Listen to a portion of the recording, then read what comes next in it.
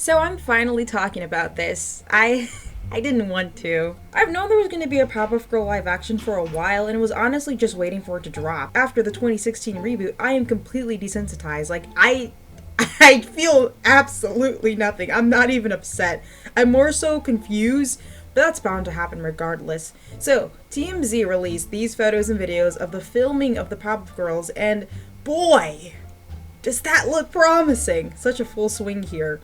I love the outfits, and look how they all have like different socks. Why is this already so bad? It hasn't even been released yet, and it's practically at meme status, okay? It's what is this? Hey guys, it's Booksy back at it again with another video. Today I'm bringing back my depression full circle for looking at what's probably the worst live action reboot thus far. So I think the Powerpuff Girls, I mean, this is impressive. They've had the worst animated reboot I've ever seen, and then right after that, double down with the worst live action reboot in existence. Like, they said, let's not do it once. Let's take this L twice, alright? Double L'd up. You know, like I said, it had its run, it flopped. We're at round 3, guys. Third time is the charm. Third time's the charm. And honestly, as soon as I heard about it, I was already not feeling it because evidently the show will take the angle of being delusion 20-somethings who resent having lost their childhood to crime fighting. Why? Why do they take the Powerpuff Girls, this lighthearted show about these 5-year-old kids who have to save the world, and turn into this angsty, depressive, I don't even know how to describe it, this angsty, depressive thing where they're upset about their childhood, which is the childhood that we enjoyed. They're upset about our childhood, essentially. They're mad about what we enjoyed. And it's just not a good idea. Now, honestly, I don't even know what to say about here because, like I said, when the actual full series drops, I will be reviewing the first episode. I was thinking, like, maybe I won't. No, I will. You know, just for the meme of it, because it's gonna be a joke. Like, it's gonna be a joke. So I might as well just review it and see how bad it is. Because, like I said, I feel nothing anymore. So let's just take that L together. I don't like the idea of the series being more angsty. I don't see the point of that. The thing about it is, I think that they think it'll be easier to market if it's for older audiences, but like older people don't have to watch something that's angsty. Like, older people can enjoy things that are lighthearted, that are happy, that make you smile. You know, we don't have to see things that make us sad. And I don't know what this like whole trend is with taking something that was once lighthearted and then making it depressing. And I always get so upset with reboots like these where they change so much, because it's like, at this point, why didn't you just make a different show? Because the idea of people who are superheroes and they lost their childhood to crime fighting, that's not a horrible prompt, right? That's not a horrible idea. It's just, this isn't the franchise to execute it with, okay? You can create something original and execute it there. And this is my issue with reboots, a lot of reboots, because I see sometimes either A, the idea is so similar, it's like you didn't need to make anything. I think that was really the main problem with the initial reboot. It was very similar to the Powerpuff Girls, but missed everything that made the original good. So it's like, this is an inferior version of the original. This doesn't need to exist. And I also found this problem with Rise of TMT. No, I said that so wrong. Rise of the Teenage Mutant Ninja Turtles, the newest line of that franchise, right?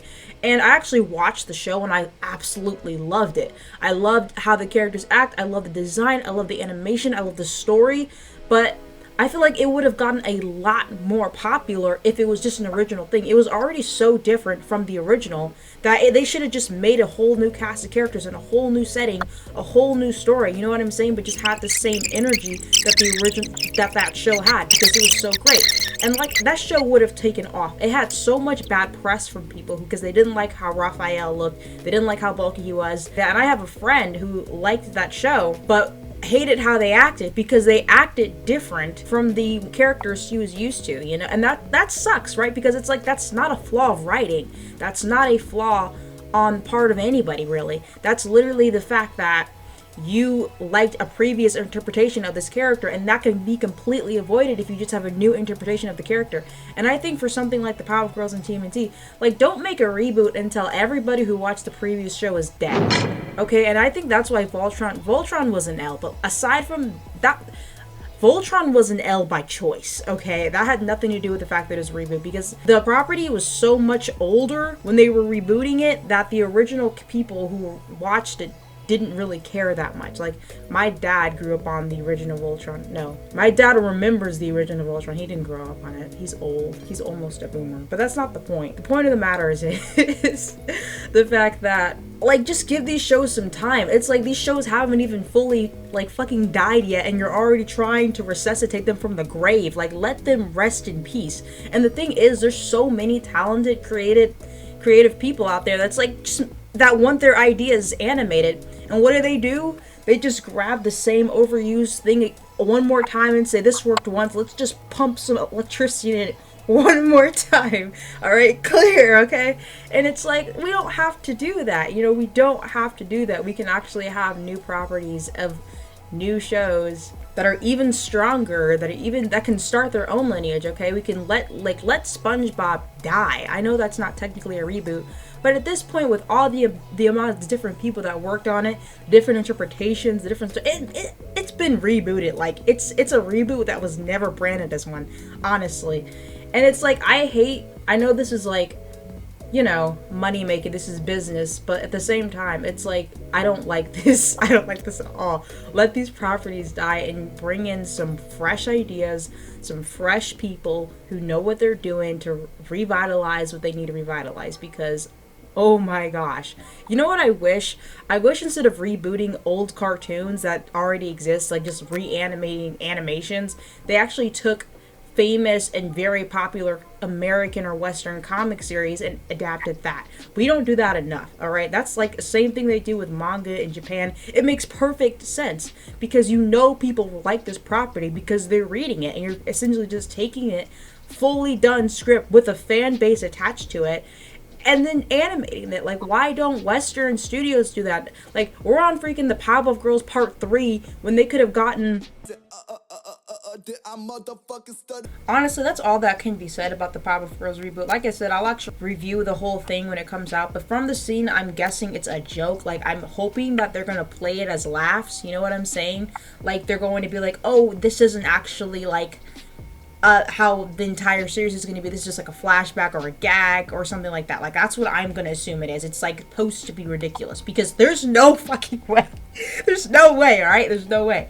So I'm guessing that this is probably a gag scene. Like, I just have 8 grams of faith that Cartoon Network wouldn't do this.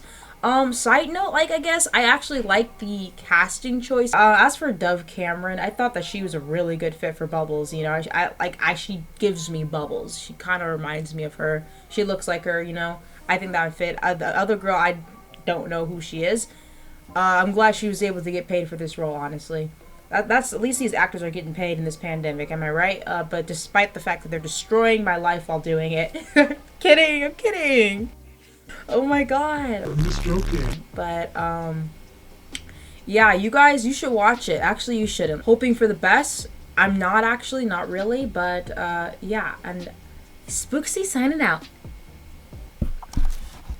That was really abrupt.